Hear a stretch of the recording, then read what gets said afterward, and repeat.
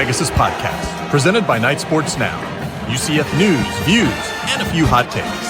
Now, here are your hosts, Bailey Go Knights Adams and Christian Charge On Simmons.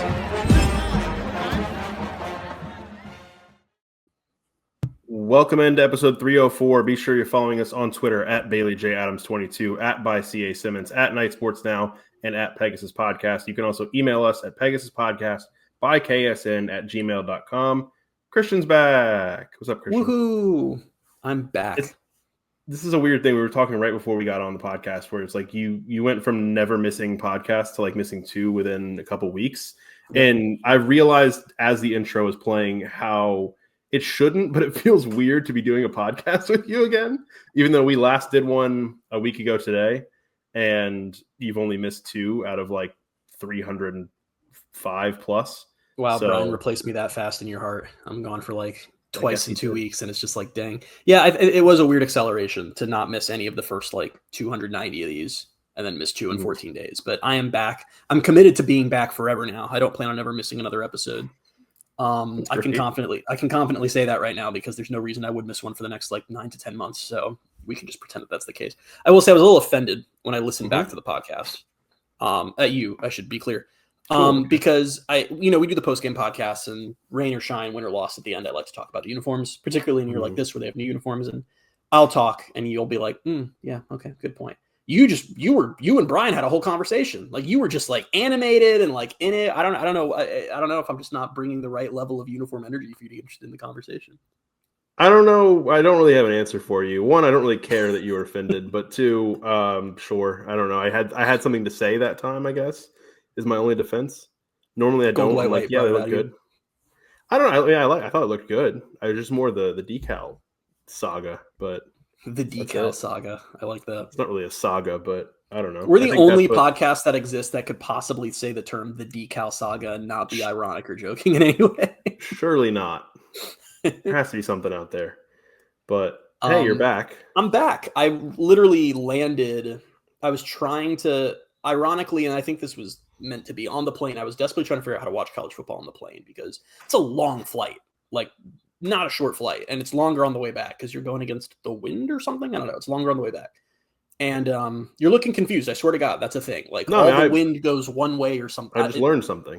Yeah, jet stream. That's a term people throw around. I think that's a fact I didn't know. The fact you didn't know is that it takes longer to come back from Europe to go to Europe. So whatever. It's a long flight. I'm trying to figure out how to watch college football. I was able to I watched like almost the entire second half of the USF game, and then it kind of just stopped working when the UCF game started, and like that was for the best. So I got to just land and see what was happening, and it was bad. And then I got home and I watched like 2 or 3 drives of the third quarter, and then I was like, I should say I got back to my parents' house and I was going to go back to my apartment. And I was like, you know what? I think I don't think I need to stay for the rest of this game. I think I can move on with my life. Guys, it's okay sometimes, I think, and I say this as a diehard UCF fan who's been here my whole life and will be here for the rest of my life. I think it's okay sometimes to just be like, I don't need to watch this team get the crap kicked out of them for a fourth quarter of a game that means nothing. So that's the stance I'm taking on this game for maybe the first time in my life. Yeah, that's fair. I'm trying to find our texts because you texting that you landed. And I said, "Don't turn the game on." You said, bad?" You said, "So how bad are things?" And I sent you the first quarter like stat comparisons where UCF was getting outgained 171-4, and you just replied, "Brother." So yeah. I was laughing so much because I was on the plane and like I texted you before I even opened Twitter, and like the moment my message had sent you, you replied, "Don't check, like don't look into it," like immediately, like the return text came so fast. Yeah, no, it was fun. Not really, but it's a game that happened, and I'm glad it was over with. And I don't know. Do you have anything you want to say about it?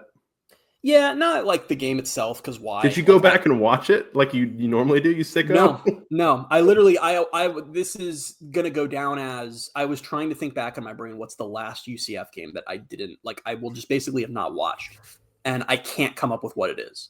I know the last game that I didn't watch live was 2017 Maryland, because I was still doing stuff with the Sentinel at that point. I was covering an Orlando City game, but I, of course, like immediately went back and watched that. I think that night. I don't know how far back you'd have to go to find a game that like I didn't watch. I love how for me, you have to go back like 2 years. I think Kansas 2023 was the one. The only other one in the span was 2021 SMU because my cousin was getting married for this, so I could only watch the first half of the game, but I did go back and watch that second half if I remember. See, I watched the first half of that game because I was in Washington, D.C., and then I went to the Georgetown basketball game and didn't look back. We also didn't have post-game pods back then, so it wasn't as life or death. But yeah, I don't know. You'd have to go back pretty far, probably back to when there were road games that there was no way to watch, that it was just like, I'll check the newspaper in the morning and see how UCF did. Real thing. That was in my childhood. But yeah, I don't have any like spot thoughts specifically on the game. I do think that there's like kind of a human nature thing happening here. Like we've been joking about how this game was going to be a nightmare literally all off season. Like you can probably find podcasts in May where we're making comments about it. And the fan base is getting really restless. Like I don't think anyone was surprised by the result, but I've definitely seen an uptick in just rhetoric of things are really bad. This isn't going to work. Like get Mahadra out of here. Was Frost hire a bad idea? And I think that's just human nature to a degree. And I'd be totally dishonest and lying if I didn't say I felt a little bit of that too in the last couple of weeks. I think that it's really easy to theoretically talk in the offseason about how your team's not going to be very good and that probably doesn't matter. But then watching your team not be good is always hell on earth, and it's hard to not live in the moment. It's hard to not project out the next 5 years of UCF football or UCF athletics based on that game. But I really just still don't think things are that bad.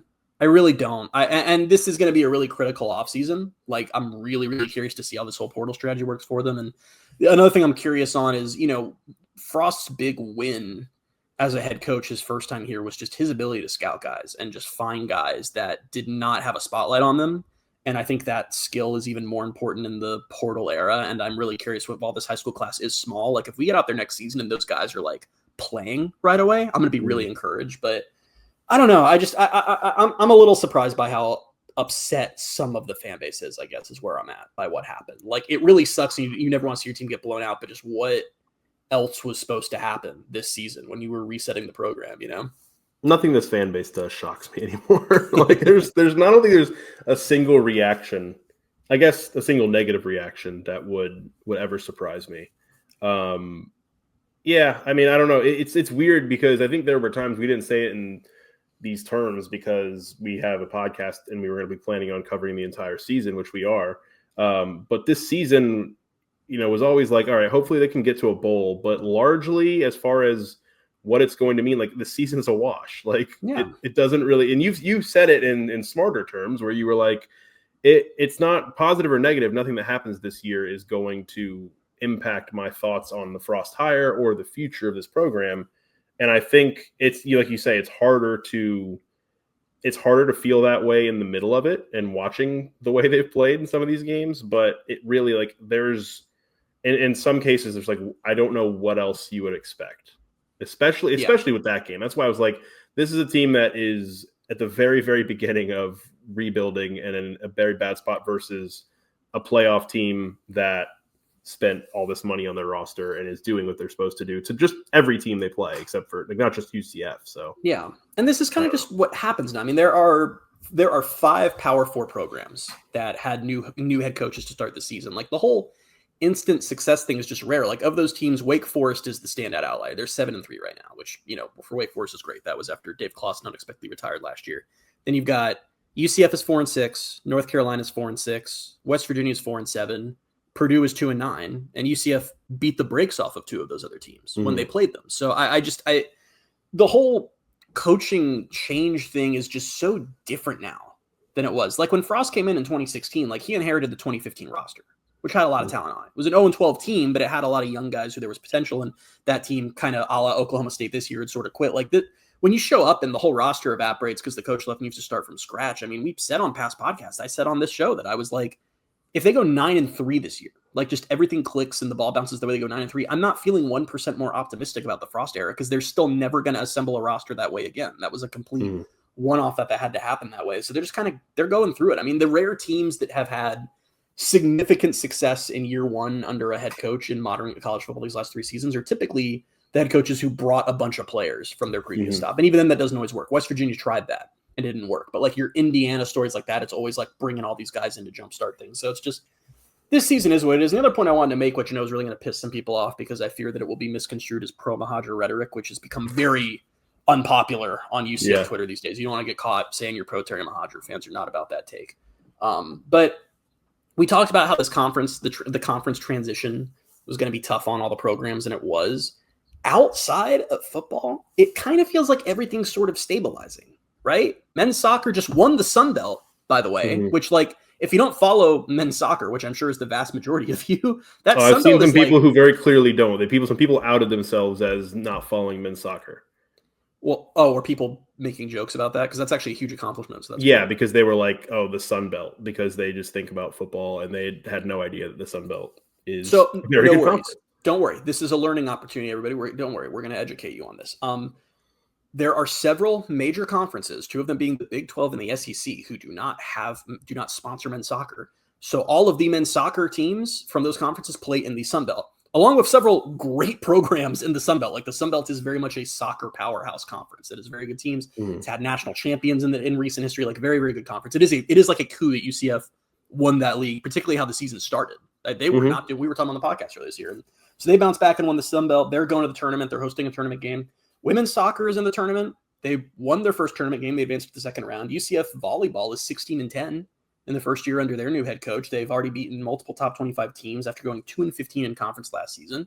Men's basketball is 4-1. They went on the road and beat Texas A&M, swept that series. Like, we're kind of seeing the stabilization we thought was going to eventually come. Like, it's not a nightmare across the board anymore like it was 18 months ago. Football's just in a little bit of a different spot because this is kind of year one again for them, because they spent all the money in the Gus era and built up these supposedly great rosters and fell flat on their face and had to start over. So it's just, it is what it is. So I don't fully disagree, but where you probably lost 75% of our listeners in the fan base is with talking about basketball being 4-1, because they don't care about non-conference. And I saw you getting a lot of hateful replies on your tweet about the Texas A&M win, because people were calling you out, saying that you were falling for it again and whatever. I love that. I don't know. I'm sick of talking. I don't like talking about men's basketball with 98% of this fan base. So I just kind of try to enjoy myself, and that's it. Yeah, but I'm gonna talk about it now. Cool. The thing that I love is that you talk about people outing themselves. I felt like that tweet was an example of that, because there's a chunk of the fan base, and I know some of you are listeners, who, like, when UCF basketball wins a game, they go on Twitter to discredit it. Like, they actively care more about being right about the coaching situation than if their team wins games, which is, I think, of all the UCF takes, is one of the saddest ones. And I've said that because that's been a thing for a few years. The thing I want to say is I always laugh because I got a few of those people being like, "Oh, you're falling for it again. They're going to do worse in conference." Yeah, you're right. They play in the best basketball conference on earth. They are going to do worse in conference. That's how it works. The non-conference slate is easier. Again, it's like these people, they have two brain cells and they're trying to rub them together and come up with a thought, and they just can't. It's crazy. It starts a fire instead of creating a thought, unfortunately. All right. Anything else on Texas Tech or the state of the program before we get into Oklahoma State? Yeah, I mean, I'm excited. Well, that was a wild thing to say on that note. I'm excited for this offseason because, like I said to you, I'm kind of like. Sorry, go ahead. I had a thought earlier based on something you said, but go ahead and say what you're going to say. I said a really bad thing to say on a podcast. You host a UCF podcast, but I told you I'm over the regular season. Like, I'm ready to because I'm so interested in how the rest of the recruiting cycle is going to go and how the portal window is going to go. I just kind of want to skip to that. Like, I just kind of want to see what's going to happen and what Frost does with a full year to prepare for it. And hopefully this is a more organized budget. But yeah, go ahead. This isn't what I was going to say because I have something else, but you're putting yourself in a good spot because you're looking forward to the off season, and it kind of dampens the feeling or lessens the feeling of like, oh, I can't believe the season's coming to an end. Partly because the season hasn't been super enjoyable, but you're also in a good spot where it's like, if UCF goes out and beats Oklahoma State, and then I know they're not going to beat BYU, but just stick with me here. If they do, then you kind of have another month where you're in the season, and then you're in a good spot. One way or the other, you're going to be in a good spot. So that's good. It's funny. You said a sentence there, if UCF beats BYU, and what you just said is what scientists would refer to as a scientific impossibility. So I find that, but yeah, no, obviously I don't want anyone to misconstrue what I just said there. I would love it if they could go to a bowl. I would love it if they can beat BYU after they hopefully beat Oklahoma State. I just am a realist and understand that this team is not capable of such things because they currently do not have an offensive line or a quarterback. And you typically need both of those things to score points. So the thing I was going to say, you kind of just touched on it again, and it makes more sense in my head now. But you had said earlier UCF's never going to have to construct a roster the way they had to last offseason. And I know there are definitely some differences going into this offseason. But isn't there going to be some of that, considering how many players they're going to have to go out and get? No, because last year was completely different. Honestly, no. Last year was completely different because the current staff had no control over the high school class. That was already locked in by the time they got here, and a lot of the high school class collapsed. This is going to be a class of guys that they've been recruiting for a year. Frost had not been in college football. Some of the coaches had not been in college football, so there was not any like prior scouting or prior relationships to lean on. It was just this mad dash to try to put a roster together. And as much as we're talking about, oh, they're going to hit the portal hard, it is not going to be 70 new players hard. Yeah. We're never going to see anything like that again. This is going to be a portal heavy team. But and again, you know me, I don't like the strategy. I've had a couple rants on the podcast, and I'm glad that you guys took up the torch for me and had your own rant on it when I was on the postgame pod. I think that's probably a bad idea, but at least it's a strategy that they're intentionally executing and not the free for all that was last year. So, I mean, I really don't think we gave enough credence to Frost and some of that staff coming in. And it wasn't even like, well, let me call up this guy who I recruited, or like I was watching tape on this guy a couple months ago. It's like Scott Frost is just like, I've been in the NFL. What the hell's going on? Like, who are these guys? Like Chris Dahmer sure, bring him in. I don't know. Like, it was just a total madhouse free for all. So, and also Frost didn't really know how it all worked yet. And that building it all on the fly. I get that, because like when you brought it up again just now and you said like they're gonna have a year of preparation, like that absolutely is gonna help. I do think they're not gonna bring in 70 new players, but I think it could still be like 45 or 50. I think it's gonna like be 40. Should we bet the number? Should we bet the number? I don't know. I'm gonna say 40. I'm gonna say 42. 42. I'm gonna say 48. And we're counting high school on that, but yeah. Okay. Oh, are we? Yes. The other thing, as we're going to transition here into the Oklahoma State preview, it's obviously senior day. Right. So it's a weird thing where like you have senior day now, and it like means not nothing, but it means a lot less, because it's like most of these guys are like seniors who are here for 1 year. Also, as Frost talked about his access this week, you're going to get guys who like are going to walk and then be here next year, because like some guys just aren't sure yet what the situation is, which is very strange. Obviously, the big ones like Nigel Kelly, Philip Dunham, Cole Kozlowski, Malachi Lawrence are like probably the biggest losses. Other ones like who have been around a couple years, Miles Montgomery, Jade Nixon's another 1 year guy, Paul Rubelt, who's been here since I was 13 years old. Noé Ruelas is honestly probably one of the bigger ones too. But yeah, I mean, it's nothing like, you know, when you would watch a team play together for 4 years and then have a whole class of seniors. But I don't know, there's something about, I guess, just it's like the signal of the end of a season or end of a team. So I'm kind of like, I don't know, senior day always is kind of a little bit like nice. No, I don't care for it. And what really bothers me about it in this era in particular is because it used to be what you said. Like it would be, oh, look, there goes Jordan Johnson. There goes whoever. And then for the last couple of years, it was like, I'm up in the press box, like phone zoomed in. I'm like, let's see who's not coming back, because that's how we'll learn. Like there were some surprise, like who was it? Like Tremont didn't walk or something and confused the hell out of us. Yeah. And that's how we figured I was coming back or something. Now that isn't even a thing anymore, because you'll have guys walk and then come back, and you'll have guys not walk and leave. So it's just like, it really is just like, it's almost like we just like spin a wheel and pick a group of players and they're like, invite your families, just you guys, and you know, have a good time. I feel like I do learn something is like, I obviously with the COVID year and all that, it has made things so impossible to kind of figure out. So it's like when a guy does walk, sometimes it's me learning for the first time that they're like potentially out of eligibility. I'm like, oh, he's not going to be back. Okay. But like you said, I guess it changes where it's like some guys do walk and then come back. This was the COVID thing is done. This was the final season that impacted in any way. So like we can finally move past the confusion and the gymnastics. So like next year. Yeah. Next season. Next season, there's no more. Yeah, we're good. That'll be nice, because it has been the most confusing time to start a podcast, because we'll talk about like guys who are going to potentially be back, not just because of the portal, but now because it's like, I don't know what year they're in. I don't know how many years of football they've played and if they have any eligibility left. I still think they need to switch to which I think they are trending that way. The way it works right now is you get 4 years and you get a redshirt year where you can play in up to 4 games. I think they just need to switch to the 5 years.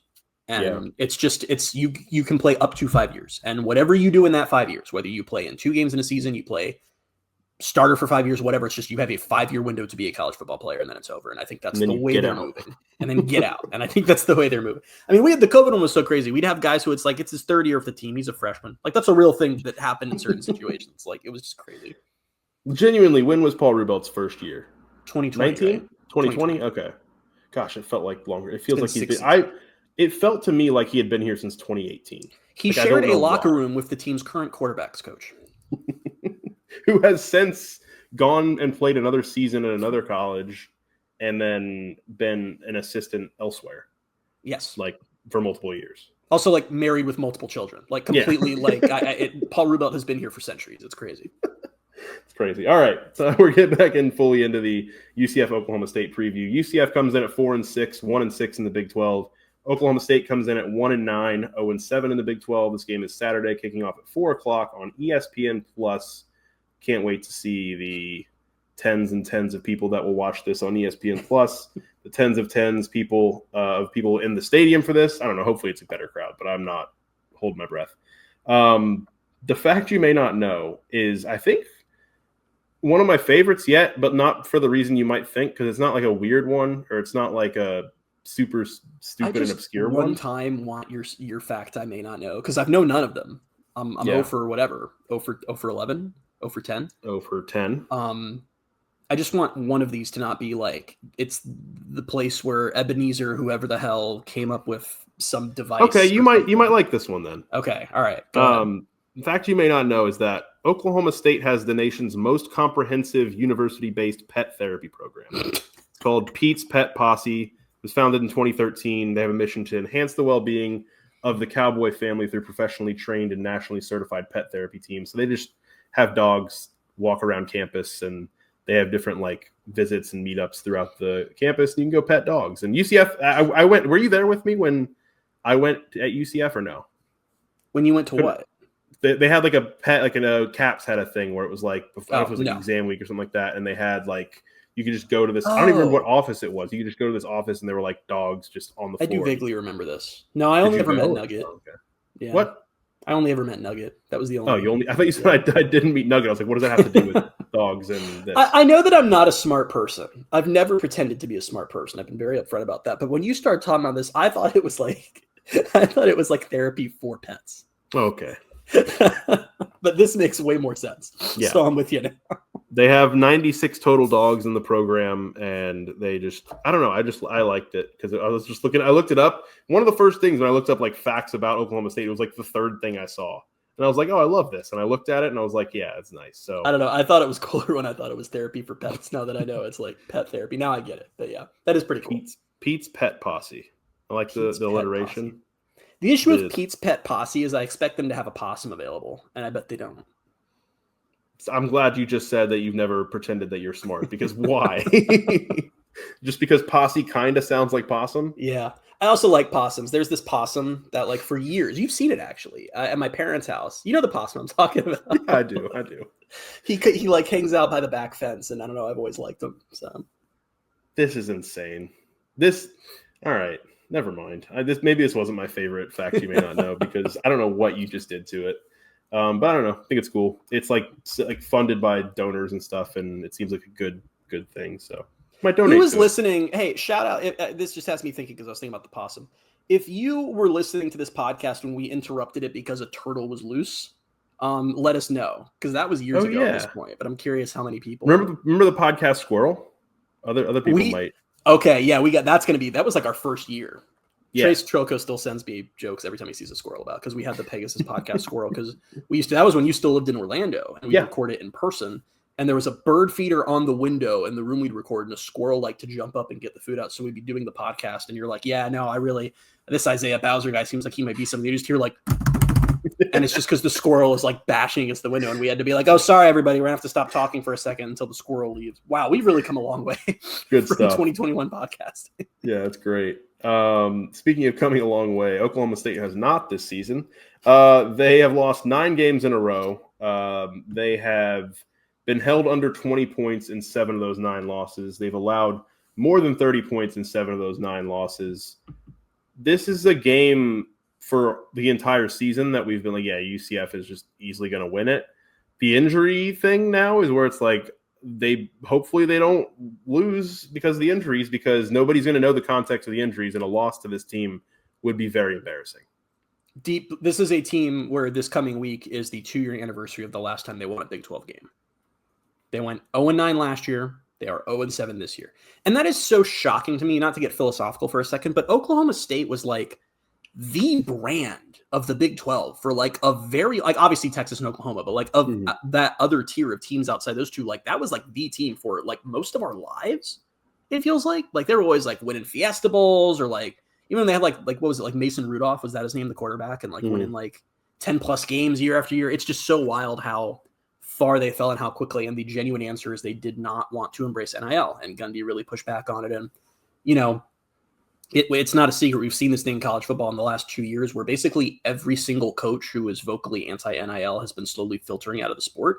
Literally, it's insane. Almost all of them are gone. Dabo's like the last holdout, and he will be gone soon too. But yeah, this would be super, super embarrassing for them to lose. Oklahoma State is 2015 UCFing hard right now. They are just a checked out. Like I don't think they have much talent to begin with. Like that was kind of the whole thing, was without NIL, they assembled a pretty atrocious roster by Big 12 standards. But man, this is a checked out team.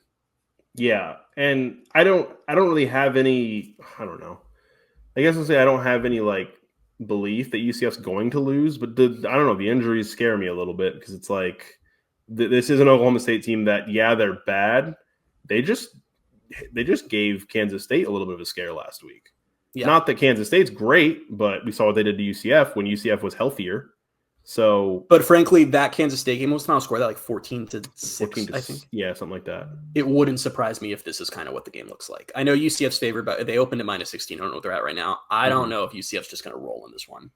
And I know if we want to get into UCF's offense versus Oklahoma State's defense, we'll talk about why. Yeah, UCF. This is a defense that. So there are 133 teams now, right? In FBS, 36. 136. Okay, 136 teams. I get that number wrong consistently. Oklahoma State is like within the bottom 7 or 8 in just about every category defensively. I don't know. I keep doing this. I'm thinking about how bad this defense is, but I'm like, yeah, what is UCF's offense right now, though? Well, let's see. Let's talk about UCF's offenses. You have Taven Jackson, who's been hurt and clearly was hurt worse at the end of the Texas Tech game and was having trouble walking. You have Jakari Brown and Cam Fancher, who are both not coming back this season. You have Davie Belfort, who we don't know what the issue is, but was warming up on the bike multiple times during the game and looked like there might be something with him. You have an offensive line that's already terrible and now has injuries as well. You are giving significant and meaningful reps to a running back who does not have a scholarship. I like him, though. Actually doing really well, by the way. I like it a lot. But yeah, the offense is in pieces. So that's where I do get. That's why I can't just be like, this is a layup. If it was the offense of a month ago, I'd be saying they're gonna put up 40-something points. But yeah, I'm banking on the defense. How does this Oklahoma State team score? I know we'll get there, but like, how did they score? If this was the offense that dominated North Carolina and dominated West Virginia, yeah, I would think they'd probably do even worse. Like they do even worse things to this Oklahoma State defense. But it's not. I have a question about Taven Jackson injury, or his injury / just his injuries in general.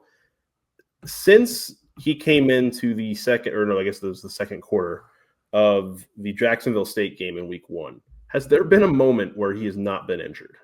No, or at least hurt.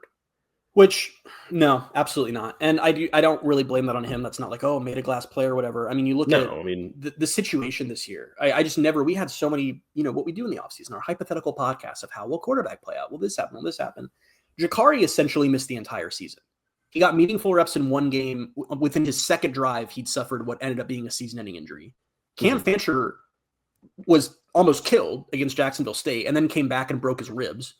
And Taven Jackson has just been like the healthiest of the bunch, and he's been barely able to walk at times. And it's not bad luck. It's when you have an offensive line this bad, that's kind of what happens. And it's just been an unfortunate situation that they're kind of trapped in. Yeah. Some stats. UCF is 119th in the country in third down conversion percentage.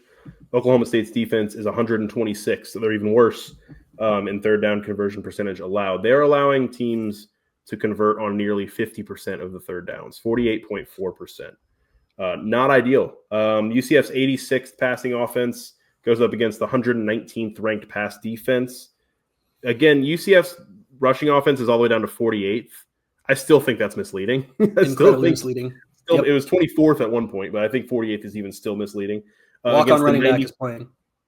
The 94th ranked run defense. Oklahoma State's giving up. I said this earlier that they were giving up. They give up 30 or more in 7 of those 9 losses.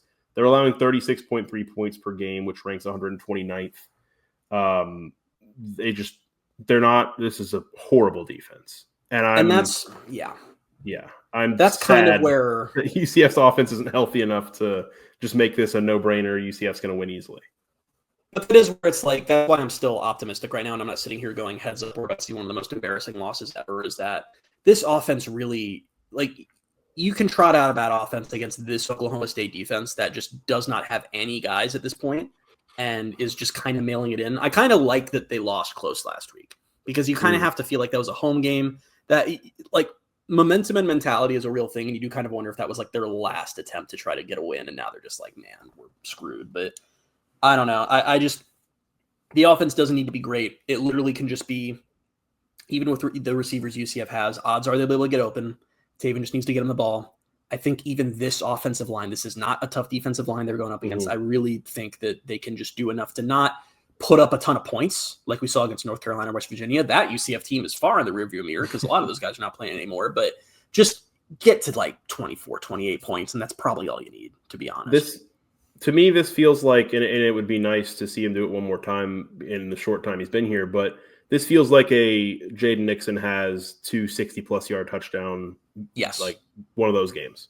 This is a easy explosive play type game for UCF where you get a couple of those and that's all you need. I mean, the bar is low. That's really all you need.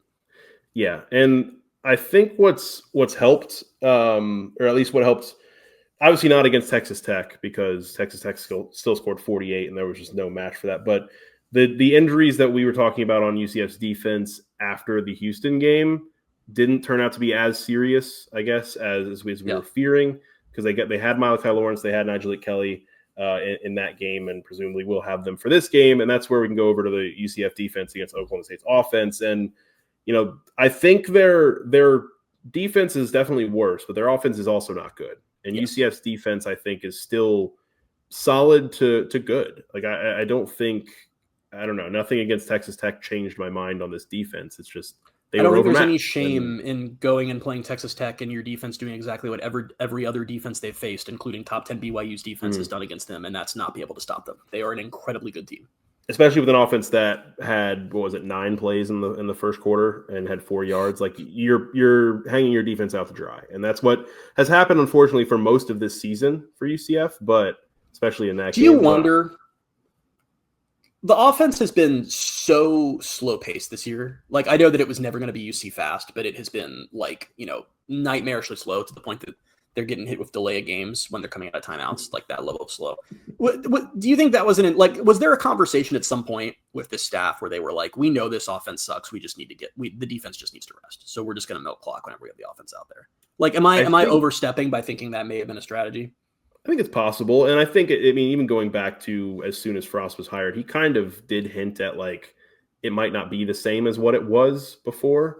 And I don't know how much of that was even, like, protecting immediately, knowing what the roster was going to be that he'd have to put together. But I think it's a mixture of both, because, this defense does need a breather, because it's obviously the strength of the team. And the more that it's out on the field, like, we've seen them get worn down late in games. And that's literally just human nature. And that's just the reality of playing football and being on the field as a defense, going your hardest every snap for 40 minutes out of the game because the offense can't stay on the field. So Kansas, Houston, Baylor, Kansas State, those were all games where the defense started strong and just was out there and was out there and was out there and just started giving up plays. And Cincinnati. Yeah. That's kind of been the story of the season.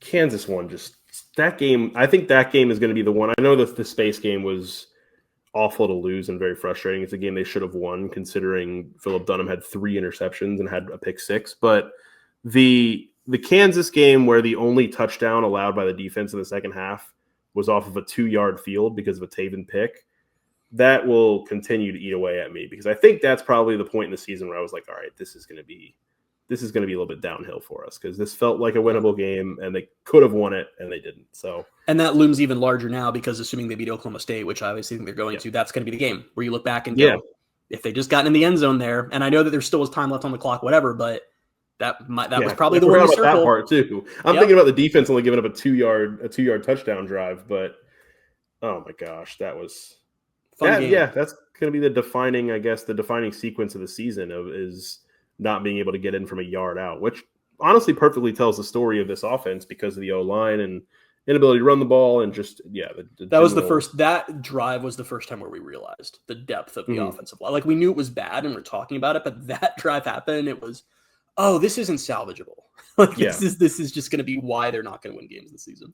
Because after, I don't know why we're going rehashing this, but after that, at that point, there were talks about the play calls at the 1 yard line were bad. And I think to an extent they were, but you've got to be able to get a yard as an offensive line. It's just unbelievable that this group wasn't able to do that or hasn't been able to do that multiple times this season. So I get the play calling criticism, but if you're in a situation where your coach has to be in his bag for a 1 yard play, that's not a good sign. Inside the one at one of those points too. That's that was so frustrating. Anyway, UCF's defense, back to this matchup. This is an offense on Oklahoma State that has a lot of freshmen. Their quarterback's a freshman. Done a decent job, I guess, completing 60% of his passes. He does have 2 touchdowns to 5 picks. Their leading rusher is 527 yards, averaging 5 yards a carry. He's also a freshman. It's a very young team. It's a very inexperienced team, and it's not a very good one. They're 98th in third down conversions. They are 114th in passing, 101st in rushing, 132nd in scoring. They're averaging 14.3 points per game. Obviously the path in this one is just UCF's defense basically just having its way with this offense because it could be fun. It could be one of those games where you just see the D-line dominating, knocking the ball loose from the quarterback. You could see 3 or 4 turnovers. It could be fun in that respect, but yeah, this is a bad team. I think the defense is going to have a really fun day. And I am not a betting man. I do not bet on sports. In fact, I think it is probably a bad thing that we're doing that so much for sports these days. But if I were that type of person, I would totally put money on Philip Dunham having a pick in this game. Absolutely would. I think that UCF's pass defense in particular is probably going to have a very fun day. Can I give you a fact you may not know, unless you saw it, which you may have? Did you know that 8 different players have attempted a pass for Oklahoma State this year? I didn't know the number was 8, but I knew the list was pretty long. 8 feels like a big number. Yeah. Pretty significant. How many of them are quarterbacks? I want to say 4 of them. I should have written that part down. No, that's UCF. There you go. Yeah, actually, I don't know. Has Jakari attempted a pass? Yes, he had a passing touchdown. Did he? Yeah, Kansas State. I don't remember that. Oh, it wasn't a good throw. It was. I don't remember who it was to, but it was a very bad underthrown ball, and the receiver just made. Oh, yeah. Okay. Yep. All right. So UCF has 4 quarterbacks once again. You may have forgotten that because that was Jakari Brown's 1 full drive before he got hurt in what ended up being a season-ending injury. That's still so crazy to me. That just did not seem like a big deal at the time, and he just never could come back from that. Especially because I think Taven had the same injury. I think probably not the same severity, obviously, but it was the same. He also was having the same issue, and he ended up coming back into the game and not really missing any time. Yeah, but let's call a spade for a second. If the quarterback Taven Jackson probably suffered a season-ending injury. It's just they don't have a choice but to keep sending him out there. I mean, they asked, I don't remember who it was, somebody asked Scott Frost in his press conference on Monday, given what we saw at the end of the Texas Tech game with both of the 2 quarterbacks being at least banged up, if not actually hurt or injured, what's the plan if beyond those guys? And they were are you considering any non-quarterbacks who maybe used to play quarterback and be a good game to have RJ Harvey, the former quarterback, who attempted a pass this weekend for the Broncos, by the way. But yeah, no, that's the situation UCF's in. So I don't know. This is such an ugly game, and I think it's probably a good thing that it was relegated to ESPN Plus because no one's going to watch this. No, like I said, I'm not. Maybe it's stupid with all the offensive injuries, but I'm really not. Especially the being at home, I'm not overly concerned about the idea of UCF actually losing this game.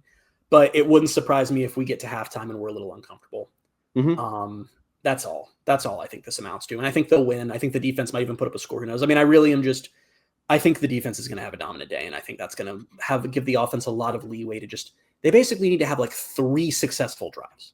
And that should be enough against what they're facing. I mean, this Oklahoma State team is just the definition of listless. It's always a tough one. It's a shame that we've seen more of it in college football in recent years. But when you have a situation like that where you're already not good and you fire the coach so early, Gundy got fired after game 3? I think so. After they lost to Tulsa, right? Yeah, and it's just like the whole season's just shot. In the portal era, when you fire a coach that early, it's like none of these guys are going to be back next year. You're not a good team. Like you are just going through the motions. Like you're playing games because you're contractually obligated to do so. And to Oklahoma State's credit, they've still been like packing their stadium, which I think is part of why they kind of had a close game this past weekend. So props to them and their fan base. They've always had a really good fan base, and I'm very excited to see what Alex Golesh does there. But this weekend, I think UCF is going to win. It's just not going to be in the dominant fashion it would have been if September UCF got to play them, which makes me sad. Speaking of which, I hope it's a good crowd for UCF. I don't really know. 4 o'clock's a weird game time. At least it's not a noon game. If this was a noon game, I would be severely concerned. Yeah, but hopefully it's still a good crowd. I'm done predicting bad crowds for UCF. I did that a couple times late last season, and they kept surprising me. So I'll just assume that's going to work out. All right, done predicting crowds. Predict the score. What's the score going to be? You're going to love this. 24-6. That's fun. Yep. I don't know. That feels like comparison to 2016, and it feels very much like a 2016 type of score. I think I might be stealing that score. Was that not the Cincinnati score that year? Was it 24-6 or 24-3? Might have been 24-3. It's a bad sign that we both went to 2016 Cincinnati when I said that score out loud. I'm checking. 24-6. Once again, this is a hit or miss thing for me throughout the different weeks, whether or not I actually write down a score prediction or not. I'm coming up with this one on the spot. Give me UCF 27, Oklahoma State 10. Two awful games we've predicted here. Yeah, just not fun. They beat Cincinnati 24-3. 24-3 in 2016. It's funny. I'm really good. Like I can tell you the uniform combo for any game they played. I'm bad at scores. But Bailey, what uniform combo did they wear for 2016? That one was the military one. That was the gold helmet with like the different seals, I think, on the side. And each branch, each player can pick a branch. Anthracite. Okay. I said it, right? Gold anthracite. Anthracite pants and jersey? Wasn't it? No, it wasn't, Bailey. It wasn't. I know why that would make sense, but what UCF wore for that game, I swear to God, was gold helmets with the military decals, anthracite jerseys, and black pants. Oh, that was the worst combo I think they've ever done, right? It is my belief that it is the worst thing UCF has ever worn. You should look it up. It looks so bad. No, I remember it now. Now that you say that. They had a game where they did gold anthracite with military, or no? With military? No, I don't think they did. The only time they ever did gold helmets. Maybe I just made the black pants in that game anthracite in my brain. If you're listening and you're not like driving a car, go look up a photo. It looks so stupid. Because since the pants are black, it just makes the jersey look like old and worn out. Like it's like sun faded. It was such an insane idea. Bad. But yeah, no, I don't think. I mean, they've worn gold anthracite, but I don't think. Yeah. Right. 2016. Hold on. 2016 Maryland, 2020 Georgia Tech. I think those are the only times we saw that. There you go. Wait. No, I'm not going to do this because I trust you. I might be wrong. I don't know. There could be. I don't remember it in 17. What did they wear against?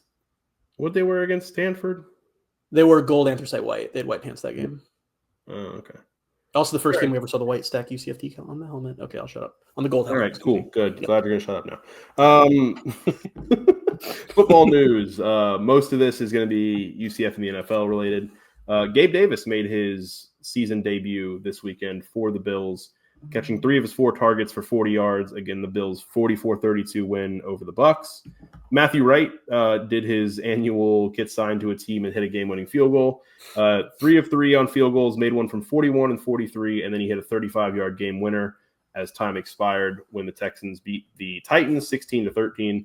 RJ Harvey ran for 30 yards on 11 carries and caught all 3 of his targets for 20 yards, and he finished 0 of 1 passing in the Broncos' 22-19 win over the Chiefs. UCF BYU, the kickoff time, still to be determined. It's a 6-day window selection. I am still concerned that we're going to get a late game from that one and have to do a post-game podcast at 2:30 in the morning. Possible.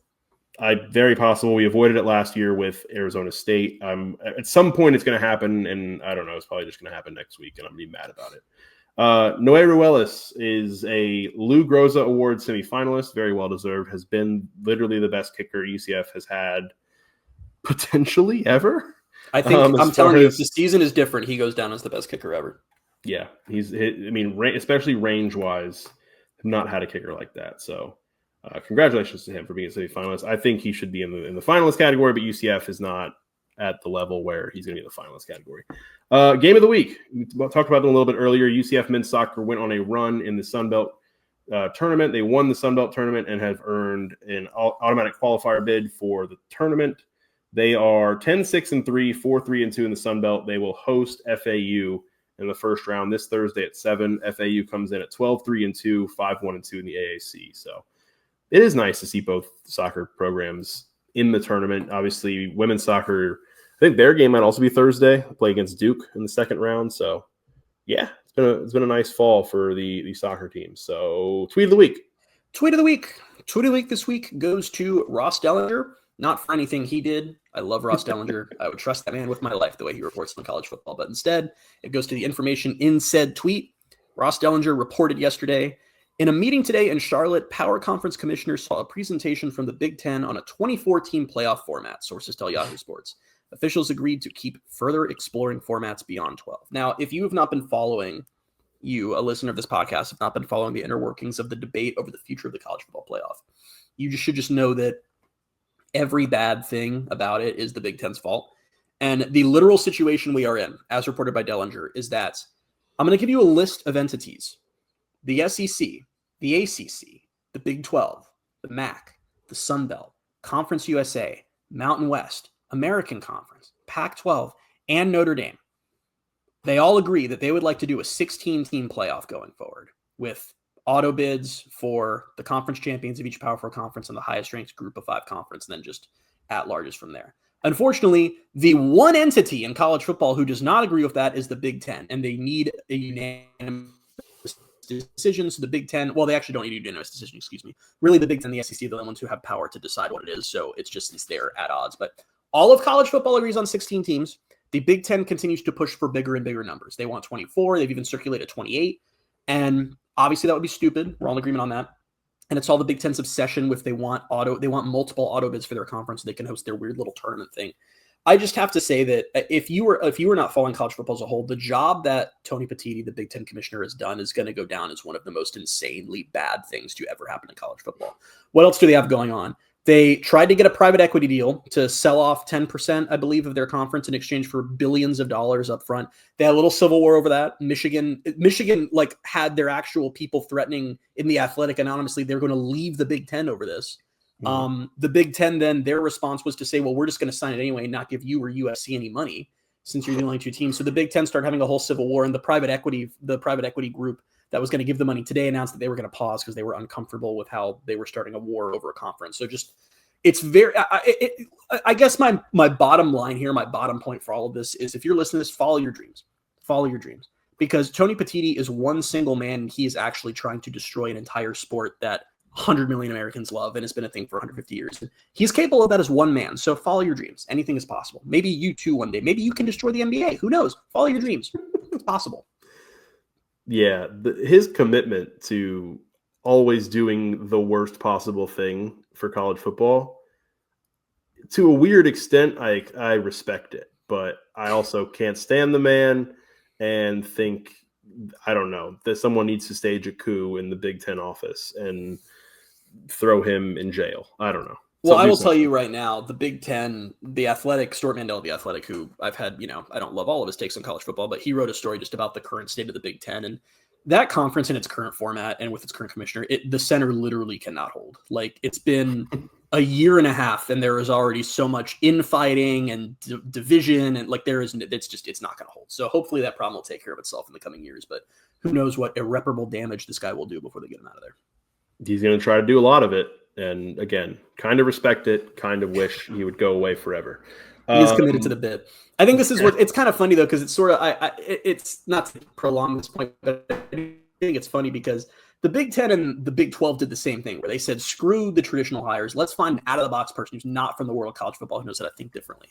And the Big 12 got Brett Yormark, who's been like kind of a genius at this stuff, like has come up with really like innovative ways to like keep the Big 12 relevant and like find new ways to get money to all of his teams. And it's been really good. And then you've got Tony Petit, who just doesn't understand this sport at all and doesn't appear interested in learning how the sport works. He just wants to conform it to what he thinks it should be. And all he cares about is TV dollars. And I know that's what most of college football cares about at this point, but he will literally annihilate any tradition, any precedent, if it means that the Big Ten specifically gets a little more money. So it's very cool. Yeah, good stuff. You know how bad it is when Greg Sankey and the SEC are the voices of reason? You know how bad things are? Oh, it's horrible because Greg Sankey also bad guy. Throw him in jail too. But after they get rid of Petiti, then throw Sankey in jail. Sankey's the only thing holding it together. Yeah, I know that sucks. I hate that I'm rooting for that guy to do anything. All right, let's get out of here. We'll be back on Saturday after the game with episode 305. Until then, you can find us on Twitter at BaileyJAdams22, at @ByCASimmons, at Night Sports Now, and at Pegasus Podcast. Thank you guys so much for being with us. We'll talk to you on Saturday. Bye, everybody.